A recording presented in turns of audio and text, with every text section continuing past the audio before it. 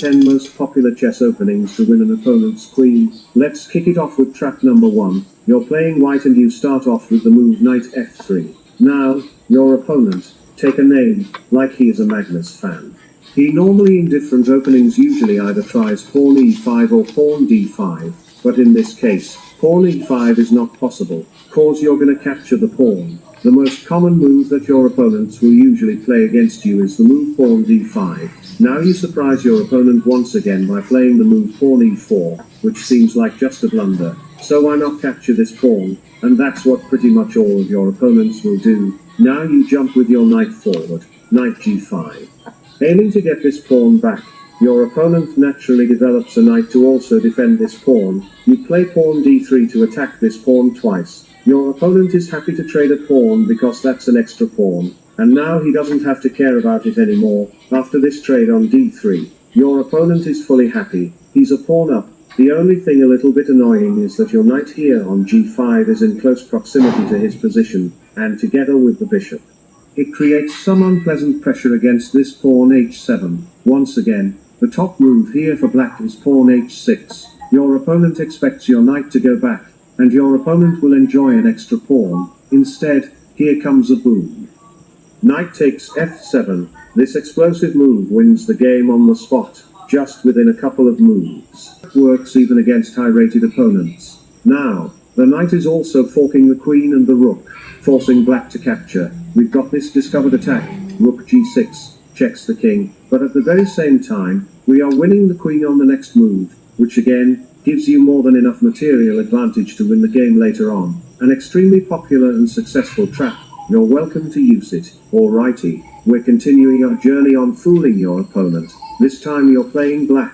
Your opponent green dinosaur opens up with the most popular move, e4 pawn, e5 pawn, knight f3, knight c6, bishop c4, and at this point, it's a good moment for you to start looking at the position seriously, pretending like you're actually thinking about your next move. After some thinking, you play the move knight d4, pretending like you just want to trade knights. But of course, your opponent will notice that this move loses this pawn on e5, and instead of trading knights, it looks a lot more advantageous for white to just win a pawn on e5, which also hits this pawn f7 twice, which looks super advantageous for white. Now, at this point, if you're playing the over-the-board game, it's time for you to start to shake your head and look confused. After some hard thinking, you play the move, kind of out of desperation, queen g5, desperately looking for some counter chances.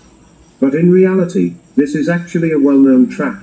Well known, but not for everybody of course. So, queen g5 actually puts white in a losing position right out of the gate because queen g5 double attacks this knight as well as the pawn on g2. And if your queen can enter there, that'll lead to a lot of troubles for white later on. But right now, white is already down the road, and they can't really go sideways too much. Anyway, they're going to at least lose this knight on e5, but of course, white will still maybe be optimistic at this point because knight takes f7 hits the queen, hits the rook, you know, wins a pawn, and then you capture this pawn on g2, threatening queen takes h1, and notice that it's actually nearly a checkmate because your knight also takes away this square from your opponent's king, and now you're completely winning. Alright. Just within a couple of moves, after the rook goes here to f1, let's say, now you play queen takes c4, check to the king, and at this point, your opponent may realize that he's doomed to lose because, well, Magnus actually has to give up the queen, play qe2 allowing you to capture the queen and to get the decisive material advantage, because if not, if Dinosaur doesn't play that move but instead plays bishop e2, that leads to a very funny checkmate, knight f3, a smaller checkmate, taking advantage of the pin. At this point, you may be wondering, hey Stockfish, but what if my opponent does not want to play d4? What if he plays another common move, d4? Well, we've got you covered. We're going to win opponent's queen no matter what he does. He's doomed to lose a queen against you. And so after d4, we're going to play e5, gambiting a pawn here. After that, we play bc5, just developing. Your opponent usually plays knight f3. That's the most common way for white. And now we play d6 again, just a normal move, pretending like you're developing. And here is an important note. If you're playing a blitz game, then it's important for you on the next move to play your move real quick, immediately, because your opponent should think that you pre-moved it in advance. He should think that you pre-moved this knight to jump on e7, expecting white to play some developing move. And your knight will come here to e7, but what dinosaur usually does here in reality is pawn takes d6, and as I said, you got to quickly instantaneously play knight to e7, pretending like that was a pre-move, and then your opponent will easily think that, oh, he just pre-moved this silly move, I can win a knight, and they'll happily capture it, thinking that they're actually winning the game right now, but then here comes a boom, bishop takes f2, a strong counterblow which turns the table around. Now the king is forced to move, which deflects the king from the protection of the queen, so we grab the queen, the goal is achieved, the next trap is really evil. Even title players are falling for this trap, because it's nearly impossible for your opponent to calculate all these variations if they aren't ready. If they aren't prepared, you start off with the move pawn e4, your opponent responds pawn d5, now you play pawn e4, we're sacrificing the pawn, your opponent captures it, you play knight c3, attacking the pawn, aiming to get it back, therefore, Magnus goes knight f6 to defend the pawn, and now we kind of acknowledge that we can't get our pawn back. And we just play f3, after your opponent captures it, you now recapture it with a queen, which is a nice move, by the way. It potentially prepares you to cancel queenside in some variations, but your opponent may notice that you keep playing dumb moves and you keep losing pawns because he can safely capture this pawn on d4, getting the second pawn for nothing. Then anyway, you play b3, at least you're developing a bishop with a tempo, and what's nice here is that although you sacrificed a couple of pawns, you're actually ahead in development and having quite significant compensation here. Your opponent here will think for some time, and one of the moves that they commonly play is the move queen b4. Looks very advantageous, not only black retreated, but they also counterattack this pawn on b2, like it loses to another move, bg4, which screws the queen and the rook. And looks like Magnus is just going to capture something with every move that they play, and you're going to lose all of the pieces that you have, but instead, here comes the refutation. It's the move which, as I said earlier, is extremely hard for him to foresee, so we can't really blame Magnus for not seeing it. c7. For that reason, he can't capture your queen because knight takes c7 is really a checkmate. Notice that your rook cuts black's king off, so that's really a checkmate. You are not going to become a beast overnight, grind every day until you become. Let's take this move back. And now what is Magnus fan going to do instead? It's not easy for black to defend this pawn because also notice that this knight on b5 is doing a good job interfering with black's queen so that he can't defend this pawn on b7 anymore. Therefore, besides knight takes c7, you've got the second powerful threat which is queen takes b7, and if you can execute that move, that's going to lead to a complete devastation for black because from there, your queen is going to attack the rook, then attack the knight. In some variations, maybe he'll jump to c8. So that's going to win anyway, and for that reason, some of your opponents will decide to give up their queen. Here queen takes b5, and indeed, that prevents an immediate checkmate, but the goal was not to checkmate an opponent's king, but just to win a queen and to win a game later on. So the goal is achieved, now you're getting a winning material advantage. If you don't want to play those special openings designed to trap your opponent, then you may, of course, continue with your usual move. And then if your opponent goes for the Sicilian defense, one of the main options of black, then you are going to go into the so-called Smith-Morra gambit. Here after c3 pawn captures, knight c3. You're sacrificing the pawn to get ahead in development and to have a long-term initiative. Here black usually responds symmetrically, knight c6, knight f3, and at this point, Magnus realizes that if they jump with their knight symmetrically, then they have to always worry about this move knight takes d5 attacking the knight. They usually don't want that. Therefore, instead, they want to first play the move knight d6 to stop you from pushing this pawn forward and then safely play knight f6 without caring about any potential attacks from your side. You play developing move bishop c4. Black now gladly plays knight f6, but then you still, nevertheless, play the move knight f5 and actually put black in big danger. It is very likely that your opponent is unfamiliar with the theory about this trap. and then they just go down within a couple of moves. Because your attack is extremely dangerous in all of those variations. If Magnus captures with the knight, you happily recapture, pawn takes, but then you don't trade queens because that's not the goal, right? The goal is to win an opponent's queen, so we first capture over here. It's the same tactical motif that we have already seen in some of the previous traps, but in a new variation, in a new opening, after king takes, we are winning the queen, getting a winning game. If you are an advanced level player, then perhaps you're familiar with the previous trap in the Sicilian defense, but the next one will probably be something new, which is great because your opponents aren't familiar with it. Now there are two ways for you to get into it. It may occur against the Scandinavian defense if you start off with the move knight f4. Force your opponent into this variation, into this position no matter what they play at first. Let's start again. At first, you start with the move knight to c3, an uncommon move, which is perfectly fine if you're developing a piece.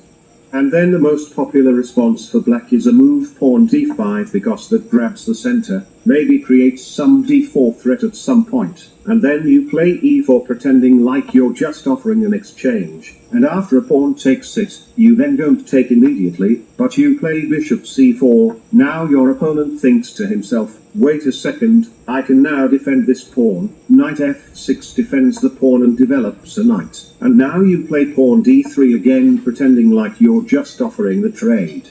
But we never wanted it, so pawn takes d3, and now you can keep playing in gambit style knight to f3, just developing a piece, and since your opponent is used to your dumb play, that you're just losing material with your every move that you play, he may gladly capture one more pawn here on c2, but now instead of queen takes c2 or queen takes d8, you already know the trick, right? Be proud of who you are and not ashamed of how someone else sees you.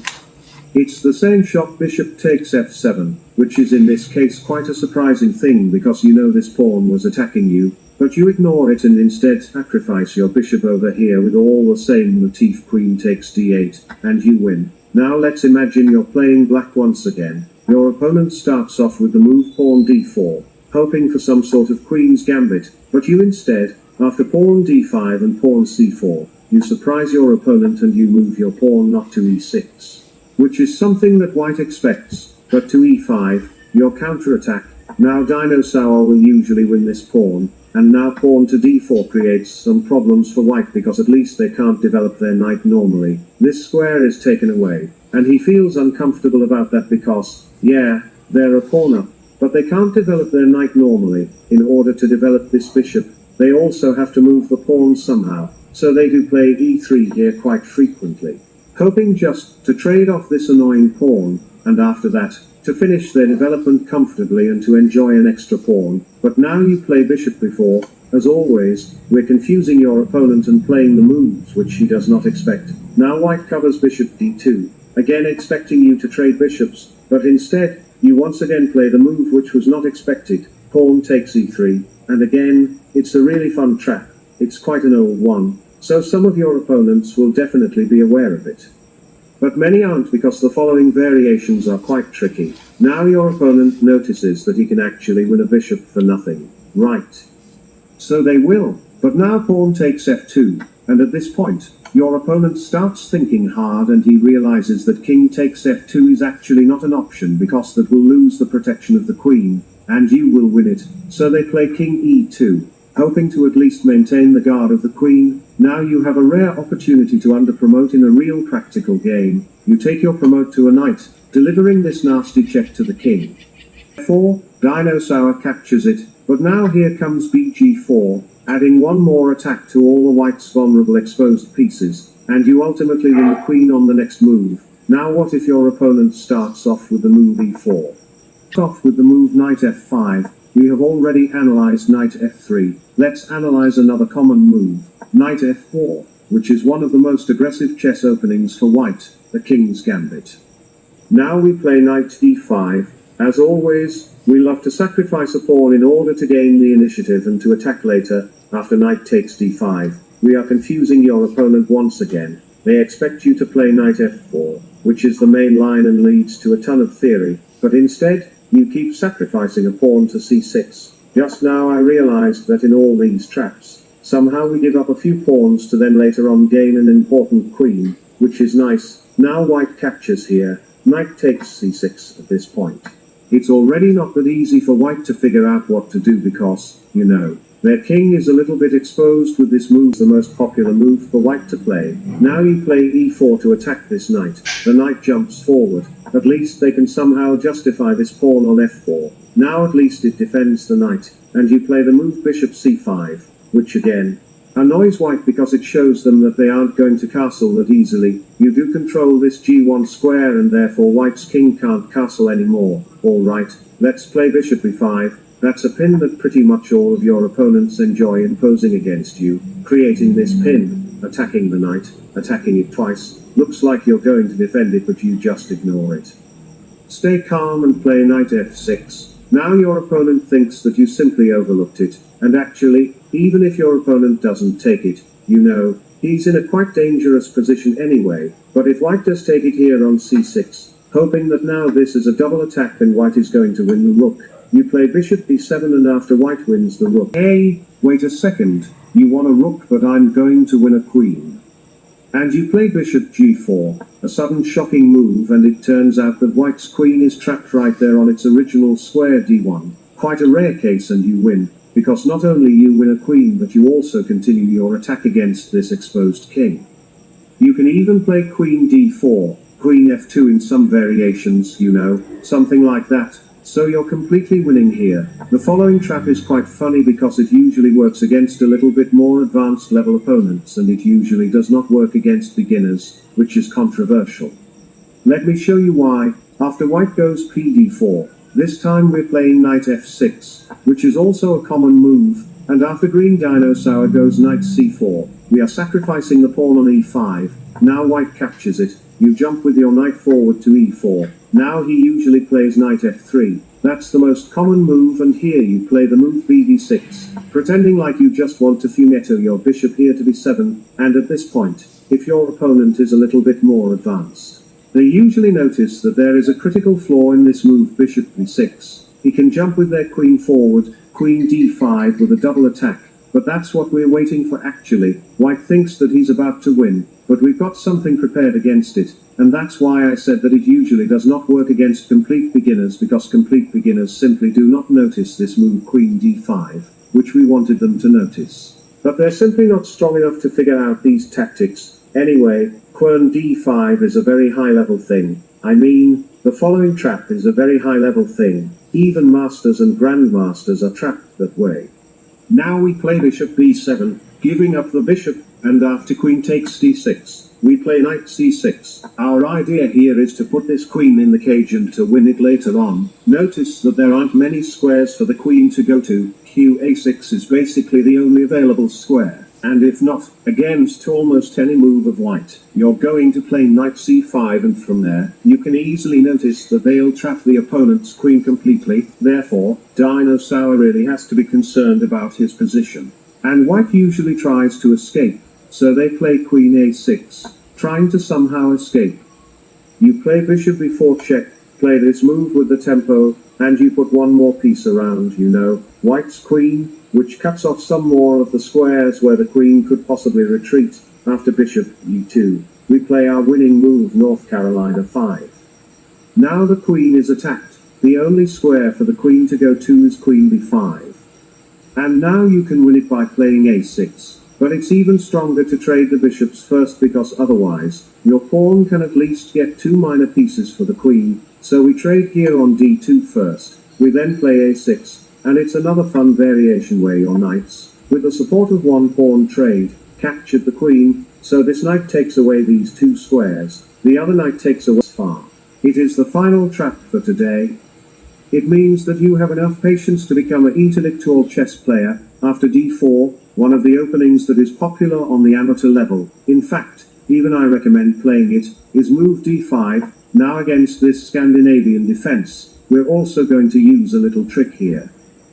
We're entering the main line, and usually, Dinosaur goes d4, and after that, again, there is a ton of theory, but instead, we avoid playing this move and we play knight f3, which is a little provocative move. Lots and lots of your opponents love putting this pin, bishop g4, They think that that creates some uncomfortable situation for you, but now, you play h3, and actually, it turns out that this move bg4, although so common, turns out to be wrong and it gives you an advantage. Because now, if the bishop goes back, you can actually pressure it forward with the move4, and your bishop potentially can even be placed here on g2. So you have this advanced fumetto and you just gain some extra tempo for your attack, and you know, life is cool, black is at a disadvantage. If your opponent notices that, he may decide to trade here on f3, now queen takes h6. Notice that it also hits this pawn on b7, your opponent may wish to develop knight c6, maybe in some variations. They'll hop to castle and play knight d4 and hit your queen, hit this pawn on c2, something like that. They may fantasize about stuff like that, but of course, we aren't going to allow that. We play bishop b5, now we put the pin on this knight and we are threatening to capture it because we're attacking it twice. The only move for black to defend it is a slightly awkward move, queen b6, but that's the only way. But now you shock your opponent once again with the winning shot nd5. We're attacking the queen, and if it captures the bishop, and by the way, it has to capture the bishop, if it tries to escape, just a little side note, if it tries to go here, we play bb4 and we force it into capturing our bishop anyway.